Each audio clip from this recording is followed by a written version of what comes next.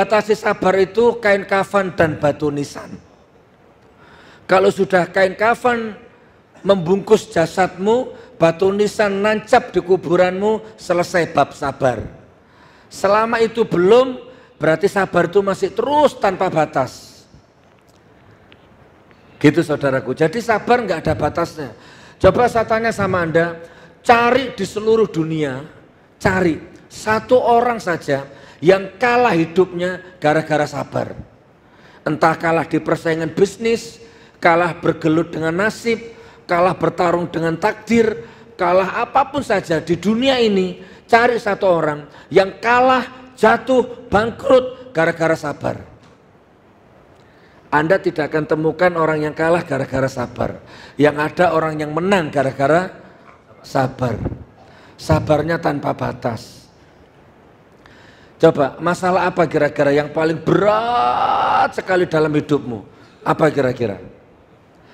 Tadi kayaknya MC-nya sempat nyitir satu ayat tadi kayaknya. Itu surat Al-Hujurat. Inna akramakum indallahi atqakum. Itu surat Al-Hujurat. Kata Allah, sebaik-baik manusia di sisiku adalah yang bertakwa. Nah, bukan yang bersurban, bukan yang berjenggot, bukan yang jidatnya hitam, bukan yang profesor, bukan yang doktor, bukan yang LC. Bisa saja petani, pedagang, polisi, tentara, penjahit, ya bisa saja menteri, semuanya yang penting bertakwa, maka Anda menjadi orang yang mulia di sisi Allah. Takwa ini kalau kita pecah, insya Allah di dalamnya juga ada unsur sabar. Kok bisa? Contoh ini, wasta'inu bis-sobri was-sholat wa innaha lakabiratun illa alal khashi'in. Wasta'inu bis-sobri was-sholat. Apa artinya?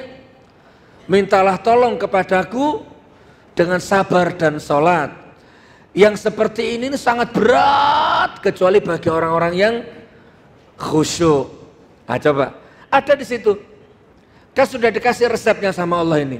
Seberat apapun masalah hidupmu, sekacau apapun problem batinmu, ya, seabsurd apapun tekanan hidupmu, mintalah tolong kepadaku dengan kata Allah, dengan sholat dan sabar. Wasta'inu bis-sobri dengan sabar dan sholat. Tambah sabarnya, ku tunggu di pintu surgamu. Nikmat saudaraku kalau bisa sabar itu nikmat banget. Nanti kalau saya jadi presiden, BBM tidak naik, ternyata naik, sabar. Mudah-mudahan diampuni dosamu, wahai rezim. Tuh.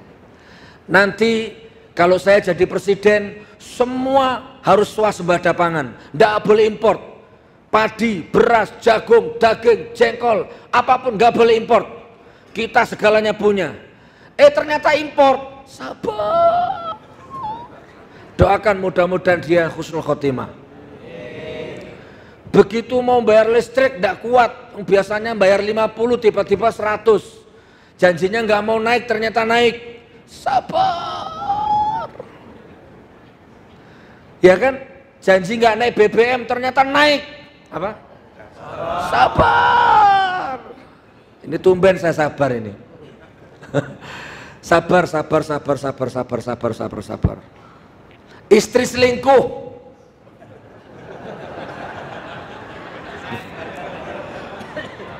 Kenapa? Ada yang nanya, Gus, istriku selingkuh selama 7 tahun. Gimana? Apa harus saya cerai? Apa harus saya perbaiki? Kalau saya jadi Anda, gini maksudnya, kalau istrimu cerai, kalau istrimu selingkuh, itu Anda cerai pun nggak masalah, ya. Tapi seandainya Anda bisa bertahan dengan aib itu, wahai istriku, maafkan suamimu. Engkau selingkuh jangan-jangan tidak sepenuhnya salah dirimu. Jangan-jangan kesalahanku juga sebagai suami yang gagal memberikan kebahagiaan kepadamu. Wahai istriku, kalau kamu mau, beri aku kesempatan sekali lagi untuk memperbaiki kesalahanku. izinkan aku membahagiakan dirimu, memuliakan dirimu, dan aku akan tetap memuliakan dirimu. Ayo kita rujuk, kutunggu di pintu surga. Kita pisah karena cerai, kita pisah karena mati, bukan karena perselingkuhan. Berat rasanya adik, berat rasanya sayang, tapi mungkin ini menjadi jalanku menuju surga, dan jangan-jangan ini menjadi riadoh atau thariqah terindah untuk nanti kita bisa kembali bersatu di surganya Allah. Kecup keningnya. Terus kemudian Anda bertahan, semakin Anda sayangi istrimu, maka Anda jauh lebih luar biasa daripada menceraikannya. Sakit Gus, tidak kuat Gus. Apa kalau orang Medan? Carok kalau orang Madura ya. Jadi gini loh saudaraku, bersyukur di dalam bahagia kan gak aneh. Punya istri soleha, punya istri cantik, bersyukur kan gak aneh. Punya suami ganteng kayak Gus Nur gitu ya. Punya suami sabar, penyayang kayak Gus Nur. Terus Anda soleha kan gak aneh. Punya suami bejat, punya suami siang malam perempuan, terus Anda sabar, itu yang aneh Bu. Punya suami kawin lagi Anda sabar, itu yang aneh. Jadi suatu ketika saya kedatangan tamu, wallah ini, laki-laki dan perempuan suami istri di Probolinggo, di Desa Gending. Istrinya nangis ke saya Bu, Gus Nur, tisu. Dia nggak bisa ngomong, 5 menit lebih dia nggak bisa ngomong. Sudah ngomong, ya Allah, terlalu berat beban batinnya itu. Oke, setelah tisunya habis banyak, baru dia ngomong, intinya gini, doakan saya Gus Nur, mudah-mudahan saya kuat, mudah-mudahan saya kuat. Kenapa Bu? Ini suami saya Gus Nur. Dia nutupin ke suaminya, ini suami saya. Tadi malam bawa perempuan ke kamar saya Gus Nur. Dikumpuli di kamar saya Gus Nur. Satu ranjang Gus Nur. Saya tidur hadap ke Gus Nur. Istri saya main perempuan di belakang saya. Ranjangnya gini-gini Gus Nur. Sakit hati saya Gus. Sakit hati saya Gus. Sakit. Coba. Demi Allah ini. Wallah. Ini kira-kira kalau ibu yang alami gimana kira-kira Bu? Disiram, dipotong sosisnya ya.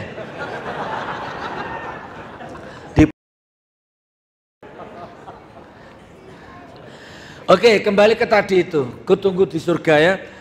Saya ngomong sama ibu itu, ibu, 2 pilihannya Bu.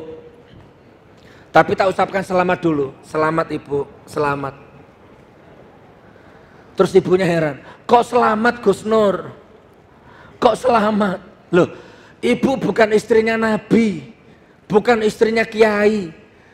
Kok diuji seberat ini? Luar biasa ibu ini. Istriku belum tentu mampu kalau di posisinya ibu ini. Luar biasa ibu ini. Bu, cari di seluruh dunia adegan yang seperti itu. Susah. Ibu tidak akan temukan orang yang menemukan adegan seperti itu. Kecuali di sinetron. Ada tapi sinetron. Tapi kalau nyata, betapa luar biasanya ibu ini. Jangan-jangan ibu ini waliullah. Jangan-jangan ibu ini kekasih Allah. Loh, semakin berat ujian, hati-hati loh. Anda semakin tidak berjarak sama Allah. Semakin berat ujian hidupmu, Anda semakin tidak berjarak sama Allah. Hati-hati. Nikmati deritamu. Selamat ya Bu ya, syukuri. Solusinya 2 Bu. Yang pertama, tambah sayangi suamimu. Jangan kurangi cintamu kepada suamimu, bahkan tambah kadarnya, tambah sayangnya Bu. Biasanya kalau pagi dibuatkan nasi goreng, sekarang ditambah nasi goreng, kopi susu, telur ayam kampung, ditambah. Tambahkan pengabdianmu kepada suamimu, sebejat apapun suamimu. Andai kata boleh aku minta Bu, aku mau di posisi seperti itu sebenarnya. Andai kata aku boleh meminta, aku iri, kenapa kok ibu yang diuji seperti itu, kok bukan aku? Ini harus pakai marifat ya. Tapi rupanya ibu itu belum nyantol, belum connect. Gak apa-apa, karena memang seperti itu beratnya, kita maklum. Tapi intinya itu solusinya Bu, tambah sayangnya. Nah yang kedua ibu, karena ibu manusia biasa, yang kedua, kalau memang mampu bertahan, terus bertahan. Tapi kalau sudah tidak mampu bertahan, pengadilan agama itu buka hari Senin sampai Jumat. Atau Jumat sampai Senin. Silakan dituntut suamimu, ceraikan baik-baik, pisah baik-baik. Setelah itu selesaikan masa iddahmu, Bu. Kalau sudah selesai masa iddah, silahkan cari suami yang baru. Mudah-mudahan dapat suami yang soleh, yang lebih baik daripada suami yang sekarang ini. Itu solusinya, hanya dua. Semakin tambah cintanya atau cerai. Alhamdulillah, ternyata dapat 4 bulan kemudian suaminya meninggal dunia. Berarti cerai karena mati, bukan karena, pisah karena mati, bukan karena perceraian. Bu, ternyata ibu itu mampu bertahan di dalam penderitaan yang begitu tanpa perih itu, yang begitu tak terperihkan itu. Ayo, itu namanya melayani derita. Kalau saya cerita ini, otak saya langsung connect sama Nabi Ayub. Ini sudah terprogram saya. Nabi Ayub itu pernah sampai di puncak klimaks penderitaannya. Busuk tubuhnya ini. Banyak ulatnya. Pagi-pagi itu. Nabi Ayub menunggu mentari. Tiba-tiba mentarinya keluar. Menerpa tubuhnya. Pak, cahaya mataharinya tembus. Tembus. Karena lubang itu. Karena sudah busuk. Tiba-tiba 4 ekor ulat jatuh ke tanah. Plek, plek, plek, plek. Tuh. Apa yang terjadi? Diambil lagi sama Nabi Ayub. Dikembalikan ke tempatnya. Wahai ulat, dia ngomong sama ulat itu. Kalau dibalik kehadiranmu ini ada ridhonya Allah, kamu di sini saja, jangan kemana-mana. Kalau dibalik kehadiranmu ini ada ridhomu ya Allah, dibalik kehadiran ulat ini, kamu di sini saja. Kalau dibalik busuknya tubuhku ini ada ridhomu, maka biarlah akan aku jaga kebusukan ini agar semakin membusuk. Aku nggak mau sembuh, aku mau busuk. Yang penting di sini ada ridhomu ya Allah. Coba. Kalau Anda Nokia 3310 enggak connect ini. Harus pakai Samsung Galaxy Tab. Memorinya itu maksudnya. Ya Allah, kalau dibalik suamiku kawin lagi ada ridhomu, aku terima. Kawin lagi mas, 2, 3, 4 gak apa-apa mas. Umpama bu. Kalau memang dibalik nikahnya suamiku ada ridhomu, akan aku jalani ya Allah. Gitu loh maksudnya. La yukallifullahu nafsan illa wus'aha laha ma kasabat wa 'alaiha maktasabat. Aku tidak akan berikan beban kepada hambaku yang di luar batas kemampuan hambaku. Kalau hambaku kemampuannya 1 kilo, aku akan berikan 1/2 kilo. Nggak mungkin aku berikan 50 kilo bebannya. Tapi aku nggak mampu Gus, berat. Itu bukan bebannya yang berat, ilmunya yang perlu di-upgrade. Sabarnya yang perlu di-upgrade. Makanya sabar itu tanpa batas. Kutunggu dirimu semua di pintu surga. Dengan cara apa? Ditambah sabarnya. Gus Nur, kamu anjing. Loh baru tahu, dari dulu aku anjing. Kok baru tahu? Gus Nur, kamu setan. Alhamdulillah aku setan, kamu malaikat. Selesai Pak. Ya sekarang sudah hijrah. Kalau dulu waktu jadi preman jangan gitu ya. Lain lagi ceritanya. Makanya hijrah menuju kesabaran yang tidak ada batasnya.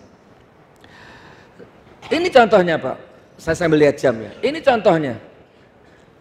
Tidak pernah nipu rakyat, tidak pernah bohongi rakyat, tidak pernah merugikan rakyat, bahkan bermanfaat untuk rakyat, tidak pernah melanggar hukum administrasi negara, tidak pernah melanggar pidana perdata, bersih dan taat hukum, diancam penjara 6 tahun di Palu, 4 tahun di Surabaya, 10 tahun menunggu ini. Apa hanya gara-gara pasal ITE? Pasal ITE pun, Masya Allah kalau Anda tahu Masya Allah. Ngeri kalau Anda tahu. Gus Nur provokator. Yang provokator itu Victor Leskodat, Adi Armando, Denny Siregar, Abu Janda, Sukmawati, siapa lagi?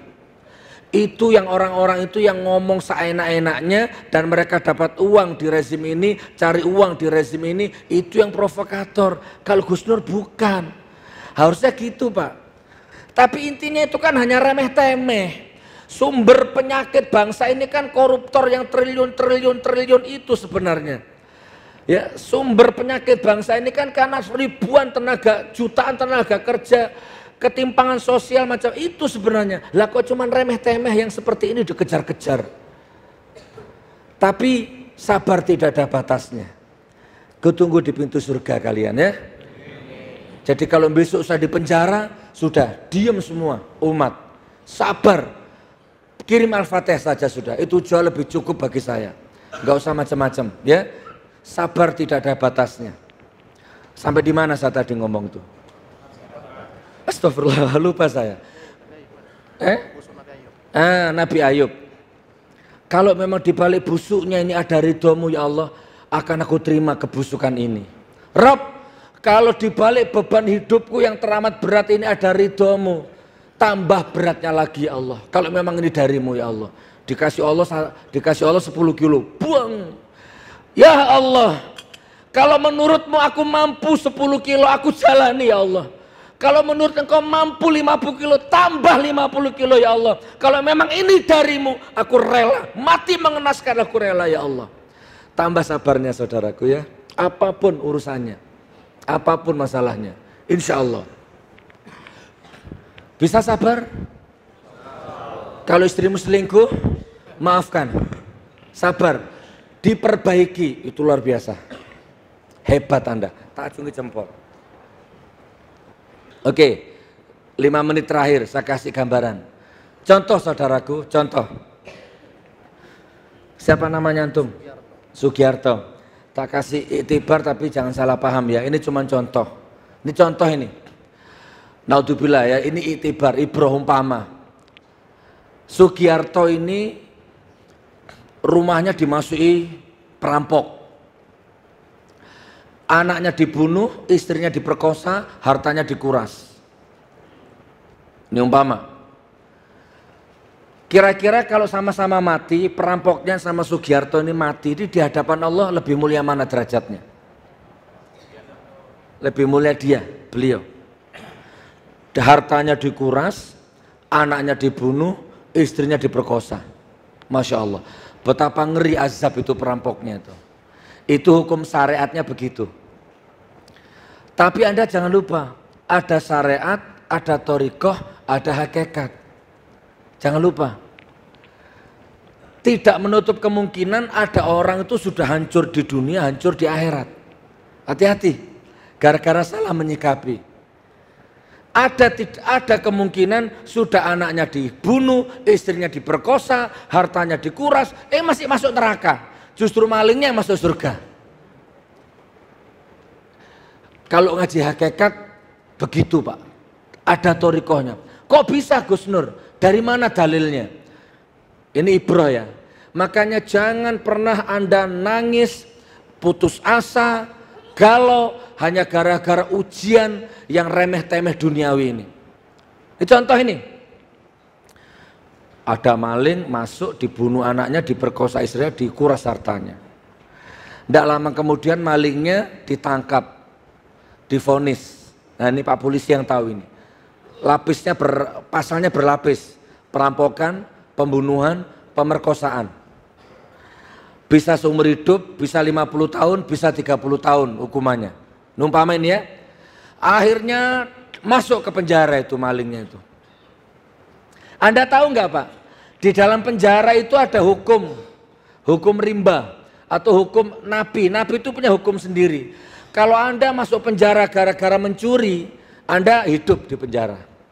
Kalau Anda masuk penjara gara-gara judi, Anda hidup. Anda masih jadi manusia maksudnya di situ. Bahkan kalau Anda masuk penjara gara-gara mukul orang, bunuh orang, Anda masih jadi manusia di situ. Tapi kalau Anda masuk penjara gara-gara memperkosa orang, Anda nggak hidup di penjara. Ya nggak hidup ya nggak mati. Anda bukan lagi manusia di situ. Anda diperlakukan jauh lebih rendah daripada binatang Anda di situ. Sama-sama penjahat, sama-sama napi itu nggak seneng kalau kasus memperkosa itu. Anda akan dikencingi mulut Anda itu sama napi. Dikencingi. Pagi, siang, malam Anda akan dikencingi. Anda akan disodomi pagi, siang, malam. Anda akan disiksa, tapi Anda nggak dibunuh. Oke, saya kembali ke materi. Maling ini yang sudah masuk ke rumahnya orang ini di penjara. Bocor ke napi-napi itu. Apa kasusnya? Ngerampok, bunuh, memperkosa. Nah, akhirnya 30 tahun umpama di penjara nih. Saudaraku, setahun, seminggu, sebulan, setahun, 2 tahun disiksa pagi, siang, malam, disodomi, dikasih rokok, dikencingi, dimakani kotoran. Pokoknya tidak diperlakukan sebagai manusia sampai bertahun-tahun, sampai 2 tahun. Akhirnya dia hidup enggak, mati enggak. Tinggal tengkorak, tinggal matanya, mengenaskan. Kembangkan ya, kembangkan sendiri cerita. Dibikin dramatisir lagi di dalam hatimu. Kembangkan imajinasimu. Akhirnya memuncak. Tahun yang ketiga umpama ini, memuncak. Tiba-tiba malingnya ini sudah gak keluar suara karena pita suaranya sudah putus.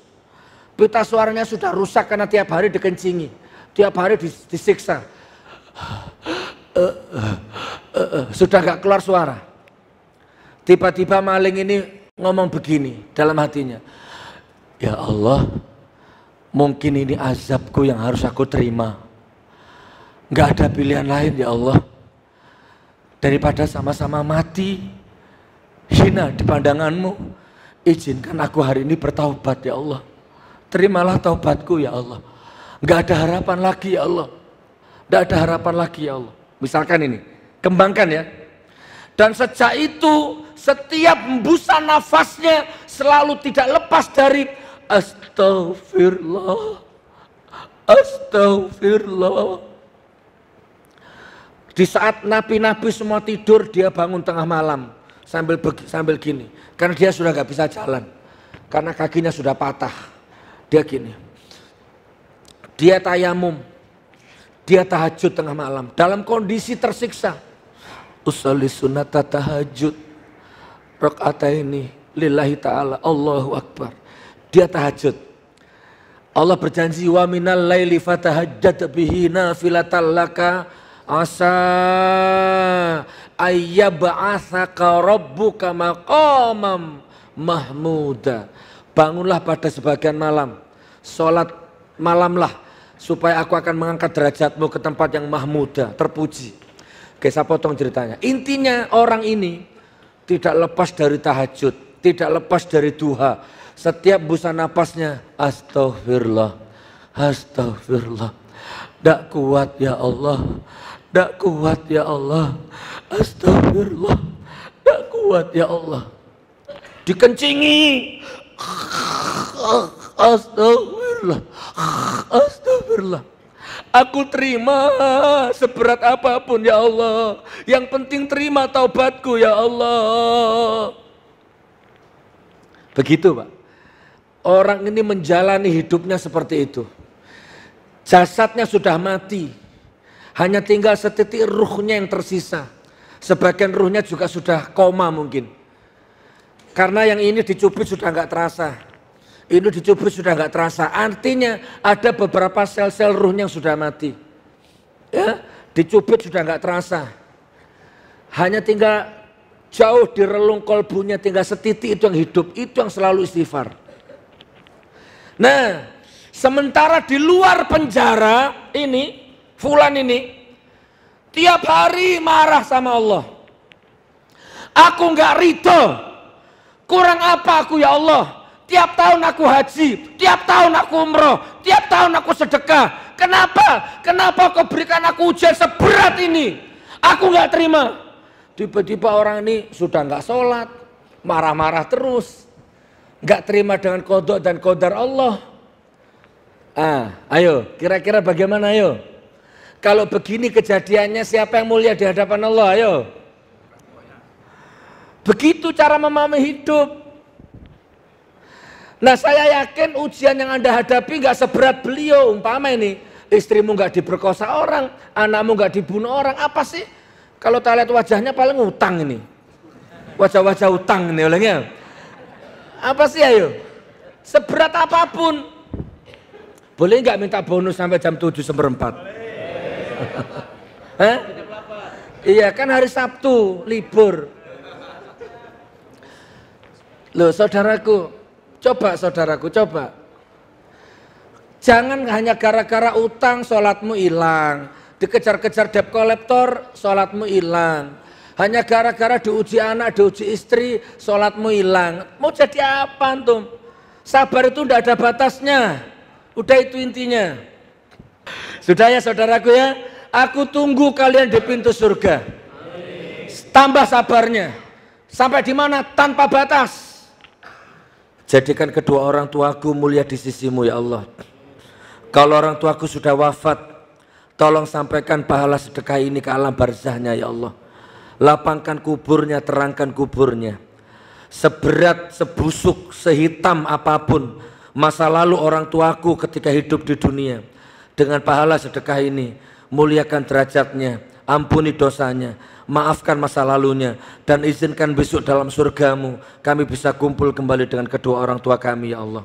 Ya Allah, kalau orang tua kami masih hidup, sampaikan pahala sedekah ini kepada orang tua kami ya Allah.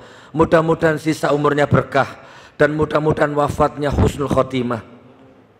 Ya Allah, mudah-mudahan dengan pahala sedekah ini ya Allah, jadikan anak cucuku penghafal Quran ya Allah. Jadikan nasab lahir dari nasabku, dari keturunanku, kelak ada yang jadi ulama besar ya Allah, ada yang jadi ulama lurus ya Allah. Amin. Ya Allah, jauhkan rumah tangga kami dari bala, musibah, fitnah, perselingkuhan, pertengkaran, perceraian. Ya Allah, angkat derajat kami ya Allah.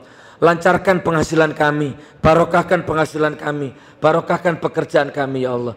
Jauhkan kami dari bala, musibah, fitnah, sihir, mati kecelakaan, mati pembunuhan, mati dibegal orang, mati dibakar orang, mati bencana alam. Hindarkan dari mati-mati yang su'ul khotimah ya Allah.